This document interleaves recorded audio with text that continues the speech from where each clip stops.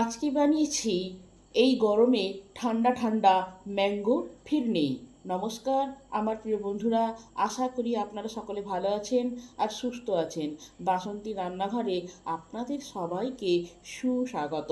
সামনেই জামাই ষষ্ঠী আসছে, তাই আজকের রেসিপি জামাই ষষ্ঠী স্পেশাল ঠান্ডা ঠান্ডা মিষ্টি পাকা আমের ফিরনি।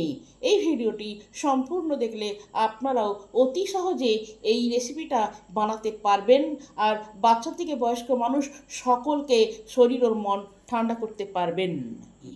পাকা আমের ফিরনি রান্না করার জন্য যে উপকরণগুলো লাগবে সেইগুলি হলো দুটি পাকা আম, আমি গাছ পাকা হিমসাগর আম নিয়েছি, 500 গ্রাম দুধ, 3 চামচ গোবিন্দভোগ চাল, 1 ঘন্টা ভিজিয়ে রেখেছি, আর লাগবে 6 চামচ চিনি। আমটা যেরকম মিষ্টি হবে সেরকম দেখে তারপরে মিষ্টিটা দেবেন। সবার প্রথম আমের পাল্পটাকে আগে বার করে নেব।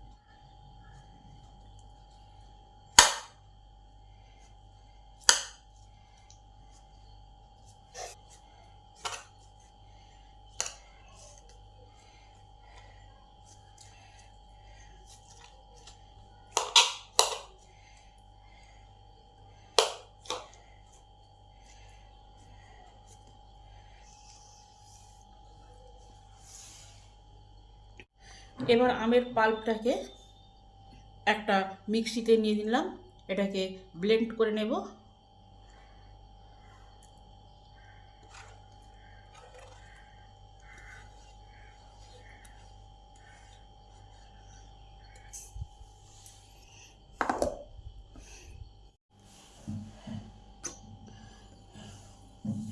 আমের পাল্পটা বাটা হয়ে গেছে, এবার একটা বাটি করে রেখে দিই।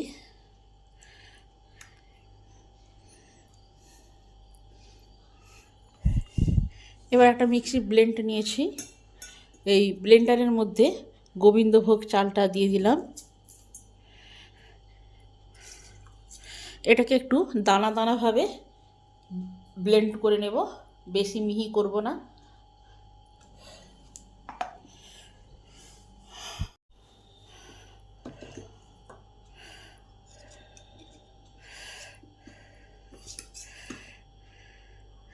চালটা একটু দানা দানা রেখেই ব্লেন্ড করেছি।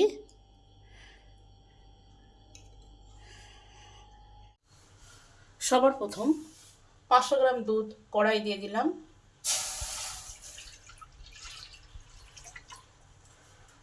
দুধটাকে ভালো করে আগে ফুটিয়ে নেব।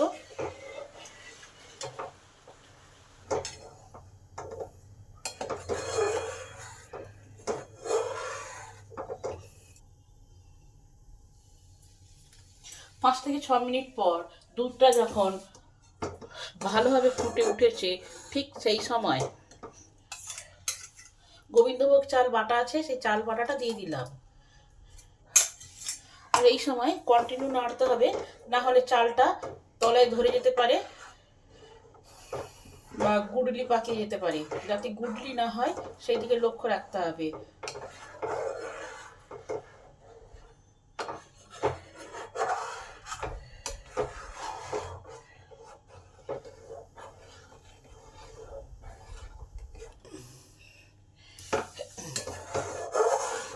কন্টিনিউ নেড়ে নেড়ে যখন দেখবেন যে একবারে ঘন হয়ে এসেছে, জলীয় অংশটা শুকিয়ে গেছে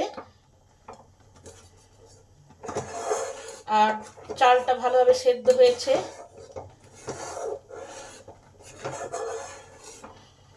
আর এই ধারগুলো কন্টিনিউ এরকমভাবে চেঁচে যেতে হবে, নাহলে এইদিকে দুধগুলো সর হয়ে যাবে।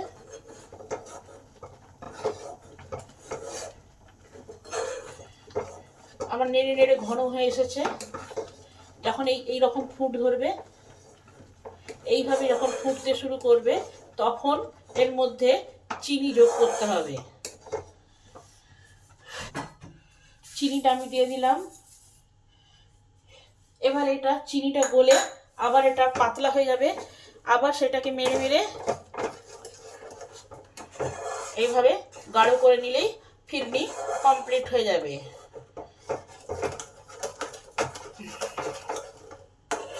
এই সময় জালটা থাকবে লো টু মিডিয়াম হিটে, বেশি হাই করা চলবে না, তাহলে তলারটা ধরে যাবে।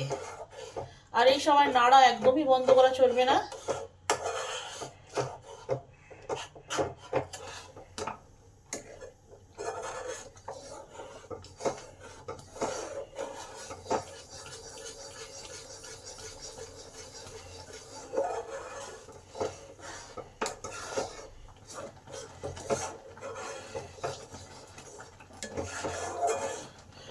ঠিক নাড়তে নাড়তে যখন সমস্ত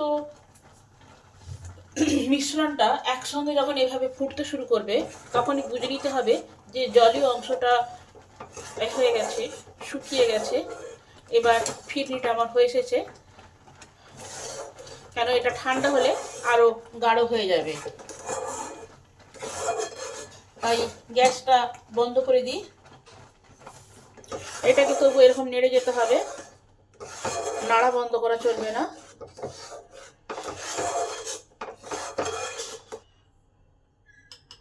এবার এতে সামান্য পরিমাণ নুন যোগ করলাম। যে কোনো মিষ্টি জিনিসে নুন যদি দেওয়া হয় তাহলে তার স্বাদ আরো দ্বিগুণ বৃদ্ধি পায়। নুনটাকে ভালো করে চাড়িয়ে দেব।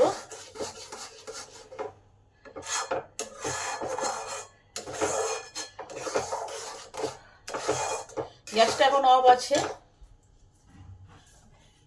এবার এই ফিরনির মধ্যে আমের পাল্পটাকে যোগ করে দিলাম।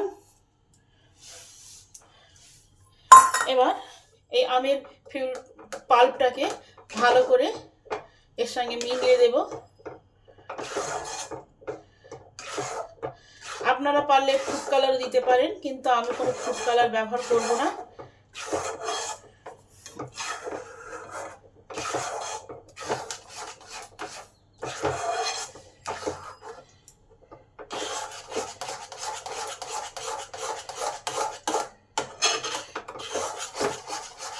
ভালো করে পাল্পটাকে এই এর সঙ্গে মিশিয়ে দিলাম।